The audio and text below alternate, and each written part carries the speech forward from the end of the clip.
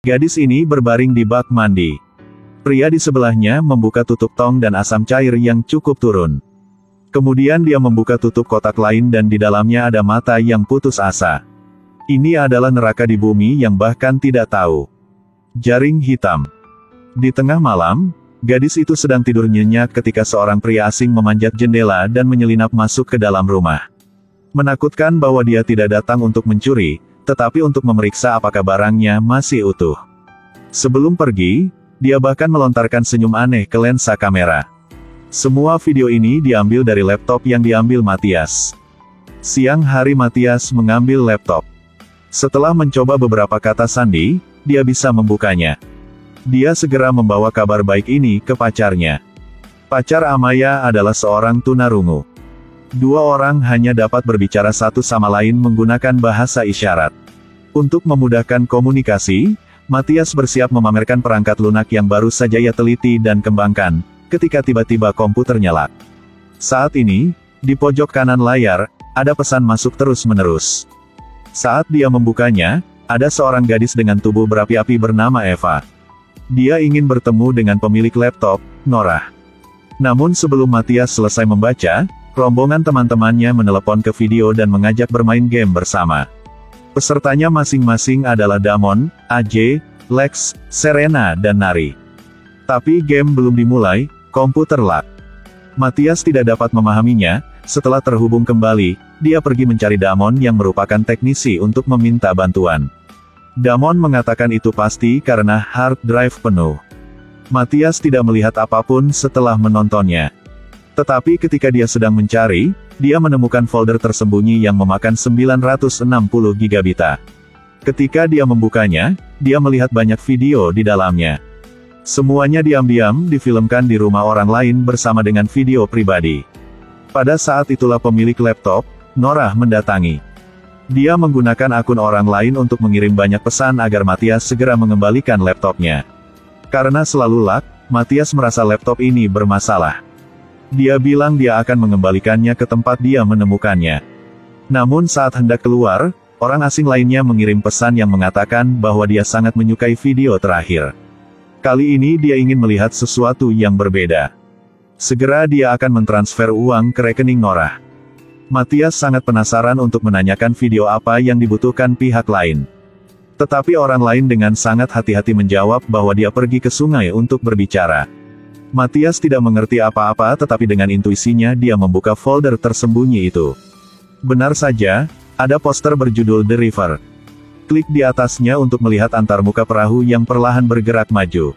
Ini terlihat sangat aneh. Matias kemudian membagikan layar tersebut ke ruang obrolan bersama teman-temannya. Siapapun yang melihatnya langsung mengenalinya dan mengatakan itu adalah web gelap, tempat ilegal di internet. Dipenuhi dengan genre perdagangan gelap. Matias dengan mudah membuka rekening, dan di dalamnya terdapat puluhan juta uang virtual. Sebelum sempat terkejut, Caron 4 mengirimkan pesan untuk meminta agar konten video kali ini mengenai lubang di kepala korban. Pada saat yang sama diisi penuh dengan makhluk hidup. Jika orang ini pada akhirnya masih hidup, dia akan membayar lebih. Mendengarkan ini, kita tidak bisa membayangkan betapa gelapnya pengirim pesan ini. Teman-teman Matias buru-buru menyarankan agar dia segera menutup The River. Setelah danau menjadi tenang, orang-orang mulai bertanya-tanya tentang video di tempat tersembunyi itu. Menakutkan, saat teman-teman menonton video, mungkin orang lain juga menontonnya. Jangan berpikir ini lelucon. Setelah teman-teman memahami tujuan dark web, akan tahu bahwa ini jelas bukan ancaman. Seorang wanita dirantai oleh rantai besi. Dia berjuang seperti dia tidak bisa minum air di tanah.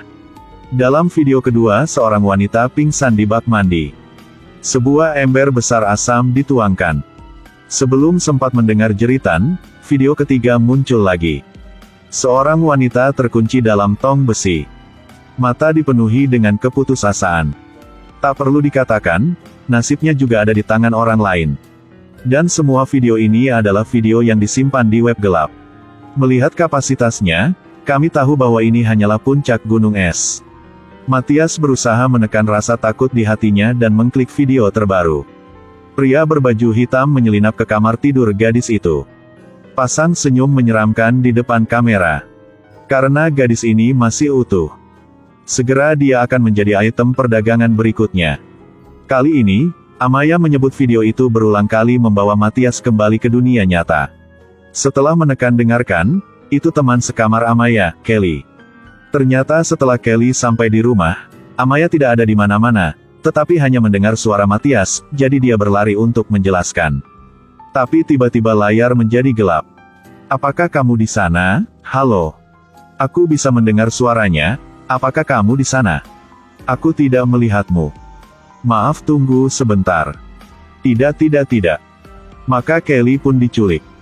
Dan penculiknya adalah pemilik laptop Norah.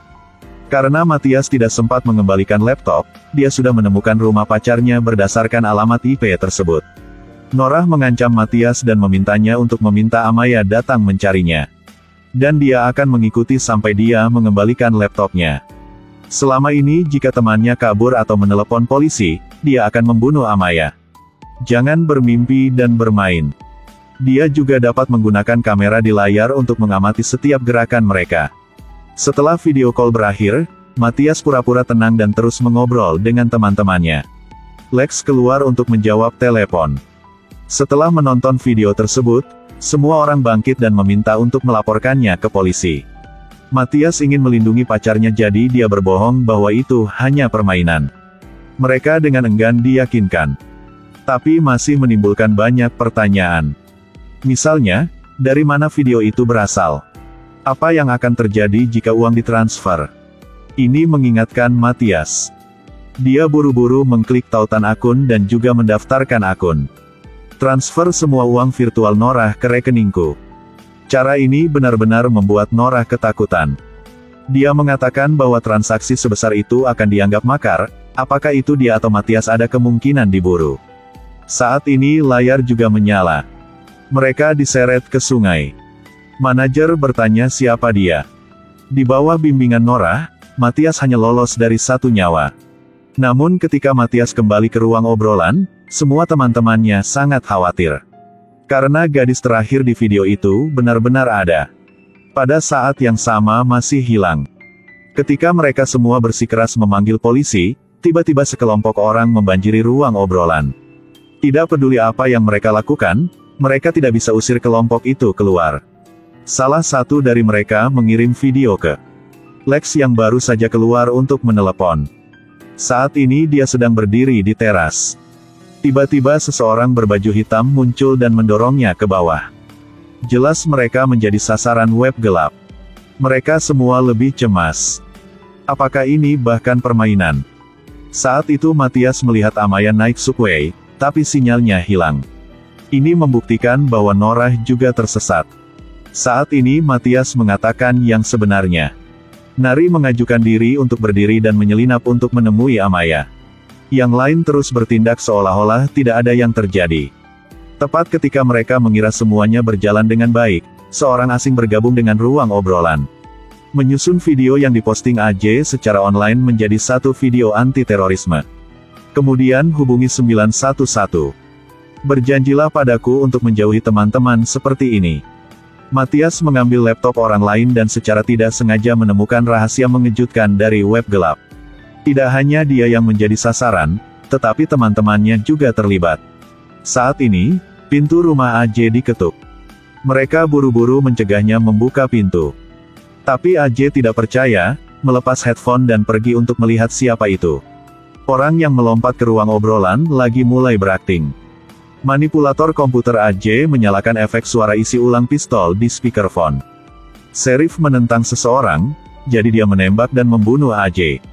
Sebelum dia bisa berduka, sesuatu terjadi di sisi Serena. Lampu di dalam rumah tiba-tiba padam. Ada 2 video yang dikirim di ruang obrolan. Salah satunya adalah pacarnya Nari. Salah satunya adalah seorang ibu yang sakit parah. Minta Serena untuk memilih di antara keduanya. Serena tidak bisa mengambil keputusan. Dark Web mulai menghitung mundur lagi. Pada akhirnya, selang pernapasan sang ibu telah dicabut. Nari juga terdorong ke bawah rel kereta bawah tanah. Bahkan Serena sendiri tidak bisa lepas dari kejaran web gelap. 6 yang asli sekarang hanya tersisa 2. Matias mengabaikan semuanya dan bergegas keluar rumah. Dia harus pergi menyelamatkan pacarnya. Damon yang tinggal di ruang obrolan memutuskan untuk menghadapi web gelap. Dia mengatakan dia mengunduh semua bukti beserta koordinatnya. Dia akan pergi ke polisi untuk mengekspos mereka. Namun pihak dark web tidak khawatir, melainkan membuka software Photoshop dan mencangkokkan wajah Matias ke wajah pria yang menyelinap ke rumah gadis itu. Juga membawa gadis yang hilang itu ke kamar Matias. Damon melihat itu, membeku dan segera memanggil Matias. Mencoba memberitahunya semua ini adalah jebakan.